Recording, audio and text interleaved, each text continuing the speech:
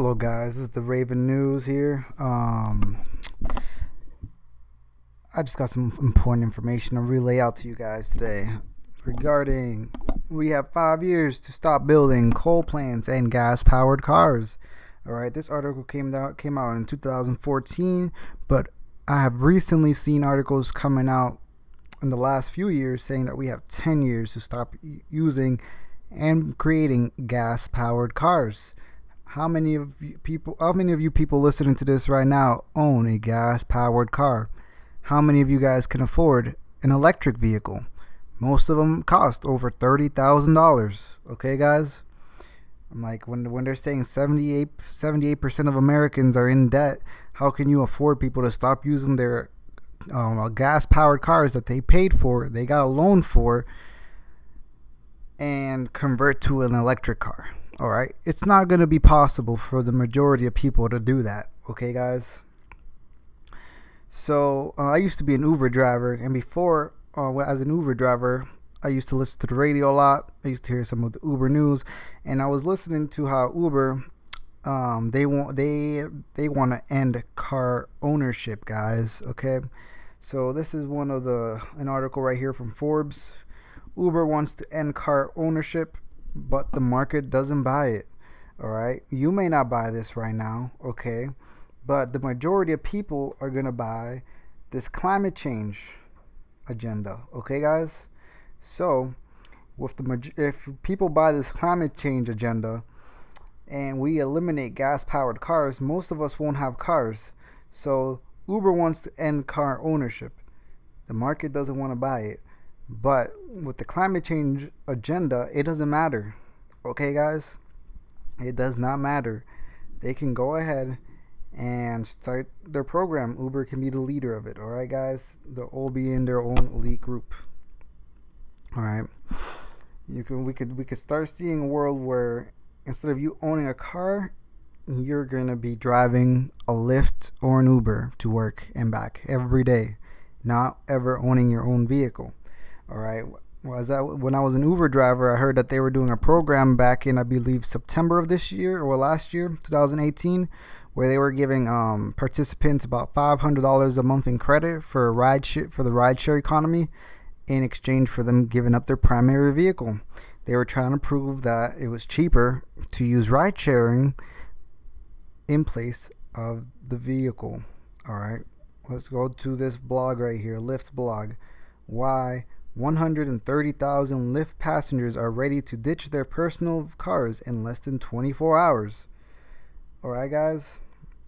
It's ridiculous. People are already... Look, within the first 24 hours, 130,000 Lyft drivers expressed interest in participating. That's nearly the same number of new cars purchased in the state of Iowa in all of 2017, guys. Okay, guys, you see what I'm saying? They're trying to say that people are finding it to be stressful. Okay, they're reporting they're using their cars less. All right, they're reporting that people are using multiple transportation options to get to their destination. All right, guys. This is the new agenda, guys. If you don't see it, I'm sorry, but this is the new agenda. They're gonna try to take your transportation away. Okay. Uber already has self-driving trucks that have started. Alright, they started hauling freight. Okay. That's what I'm saying. We won't even have people driving these cars, alright, guys? Uber is going to make pure profit. People aren't going to drive these cars. Uber is working on self-driving cars, so they won't have to have the third party there, you or I, driving for them, because we won't even be able to own cars at this point. All right, guys? We won't even be able to own cars. We won't afford them. They taxed us to death. They put us in a debt hole. All right, guys? Most of us aren't responsible for that. We were ignorant to what was going on. Most of us were not woke when we were 16, 18. All right, when we were getting these, when some people were starting to accrue debt. Alright, guys, let's look at this Elon Musk video, and he's explaining self-driving cars a little bit here and their effectiveness.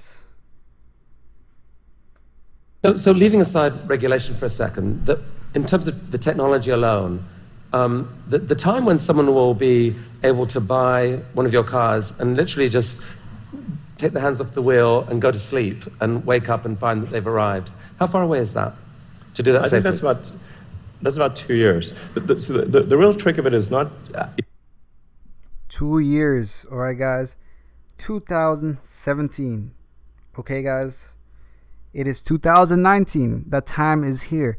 I think I heard Elon say that he was, by the end of this year or 2018, he was going to be able to get the car to be 210% more effective at driving than its human counterpart. Okay, guys, so there's no arguing against this. Okay, Elon makes electric cars. Okay, self-driving cars. Uber wants to end car ownership. Alright? Our politicians and people in Senate are going to start pushing people towards this agenda of ditching their gas-powered vehicles. Are you starting to see it line up, guys? Lyft already doing tests on people in their ride-share economy, trying to prove and bring the reports and statistics that now the rideshare economy will be cheaper than owning a car. But guess what, guys? As soon as everyone ditches their car, who's stopping Uber or Lyft from raising their rates? Alright, guys? Will you have an option after they raise their rates to use something else? You know, these are questions you got to start asking yourselves, okay? This is where we're heading.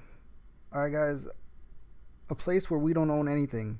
Nothing is ours, and everything is owned by the elite. Alright, guys, I hope you guys are able to see this. This has been the Raven News. Have a good day. Be safe. Stay woke.